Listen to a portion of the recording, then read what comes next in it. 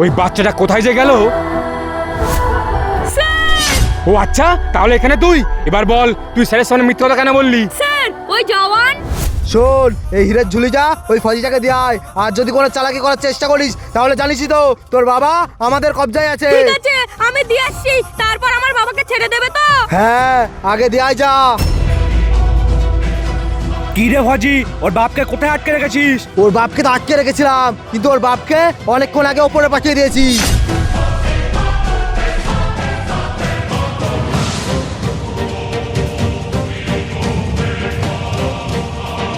কাকু, আমি ওই হীরের ব্যাগটা ওই ফজিকে দিয়ে দিয়েছি, আর ওই ফজি ফেসে গেছে।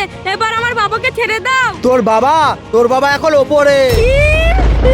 এবার তুইও পড়ে যাবি। স্যার আমাকে ক্ষমা করে দিন, আমার জন্য আপনি সাসপেন্ড হয়ে গেছেন। এখন চলুন, স্যারের সামনে আমি সব সত্যি কথা বলে দেব। বাবু, আমরা ইন্ডিয়ান আর্মি, শত্রুদের ধ্বংস করে আমাদের প্রধান কাজ। আগে চলো, তোমার আবার হত্যাকারীদের আগে আমরা খুঁজবো। আমাদের কাজ হয়ে গেছে, এবার তুই তোর টাকা সময় মতো পেয়ে যাবি। জওয়ান, ও, স্যার আপনি? তুমি দেশের সাথে গাদ্দারি করে আতঙ্কবাদীর সাথে হাত মেলালে আর আমাকে ফাঁসানোর চেষ্টাও করলে, কিন্তু তাও তোমাকে আমি কিছু বলতাম না। কিন্তু তুমি এই ছোট্ট বাচ্চার বাবাটাকে মেরে একদম ঠিক করলে না। স্যার আপনি আমার কথা একটু শুনুন। স্যার এই পাপিটাকে আমাকেই মারতে দিন। না না না না না। এই নাও, আর মারো ওকে। বাবা! ভিডিওটি ভালো লেগে থাকলে কমেন্টে জয় হিন্দ অবশ্যই লিখবেন।